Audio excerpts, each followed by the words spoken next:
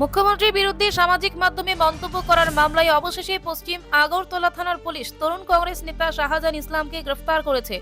দীর্ঘদিন ধরে তিনি পলাতক ছিলেন বলে পুলিশ সূত্রে জানা গেছে।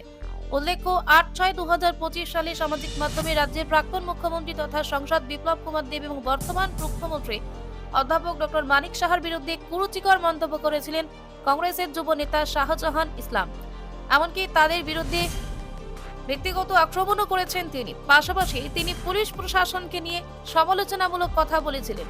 পরবর্তী সময় থানায় শাহজাহান ইসলামের বিরুদ্ধে মামলা দায়ের করেন প্রদেশ বিজেপির নেতৃত্বরা। এরপর থেকেই তিনি আত্মগোপনে চলে যান। অবশেষে জয়নগর এলাকা থেকে তাকে গ্রেফতার করা হয়েছে। তাকে থানায় জিজ্ঞাসাবাদ করা হয়। পুলিশ সূত্রে জানা গেছে, আইনি প্রক্রিয়া মেনেই পরবর্তী পদক্ষেপ গ্রহণ করা হবে।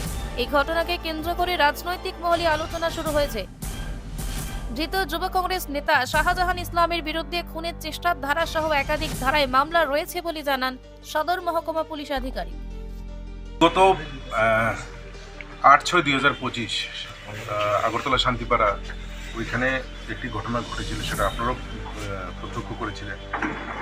বিতর্কিত মন্তব্য এবং অশালীন বক্তব্য রেখেছিলেন শাহজাহান ইসলাম।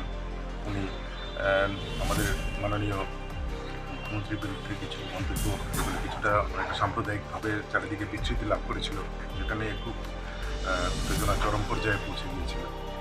ফাইনালি আমরা কেস নিয়েছিলাম। ওই কেসে শাহজাহান ইসলামের ভাই খায়রুল আর তার বাবা ওরাও অ্যারেস্ট হয়েছে, কিন্তু শাহজাহান ইসলাম পলাতক ছিল।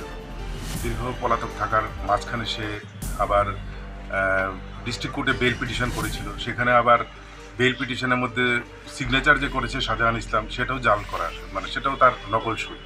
তো এটার উপরেও কোর্ট আমরা কমপ্লেন নিয়েছি। ওটা নিয়েও একটা কেস হয়েছে। পরপর দুটো কেস হয়েছে, যেটা 6125 এবং 9925।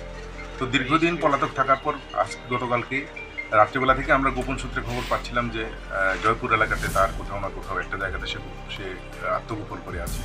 তার আগে সে বিভিন্ন জায়গায় ঘুরেছে। তার বিস্তারিত আমরা জানতে পারবো তাকে জিজ্ঞাসাবাদের জন্য যখন আমরা পুলিশ রিমান্ডে আনবো। তো ওকে আজকে অ্যারেস্ট করা হয়েছে এবং তাকে জিজ্ঞাসাবাদ শুরু করা হয়েছে। এটা আমরা জিজ্ঞাসাবাদ করার পর আমরা দেখব যে কতদিন প্রাথমিকভাবে দরকার আছে। কি কি ধারা তার বিরুদ্ধে ধারা অনেকগুলি আছে, বিশেষ করে অ্যাটেম্প টু মার্ডার থেকে শুরু করে, মানে গ্রিভিয়াস হার্ট থেকে শুরু করে আরও অনেকগুলি ধারা আছে। হওয়ার কতদিন পরে অ্যারেস্ট হলো?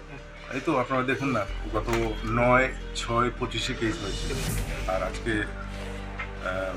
5/1/25, সরি 26, মানে অলমোস্ট 6 মান্থ।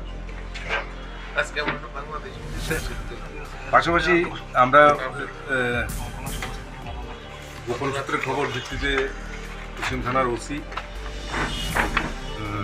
বাবুল মিয়া নামে একজনকে, বাংলাদেশি একজনকে অ্যারেস্ট করা হয়েছে কৃষ্ণনগর এলাকা থেকে। তাকে সন্দেহমূলক করার কারণে তার পরিচয়পত্র জানার পর বিস্তারিত দেখা গেল যে সে অ্যাকচুয়ালি বাংলাদেশি। আচ্ছা, শাহজাহান মিয়াটা কি আত্মসমর্পণ নাকি অ্যারেস্ট? অ্যারেস্ট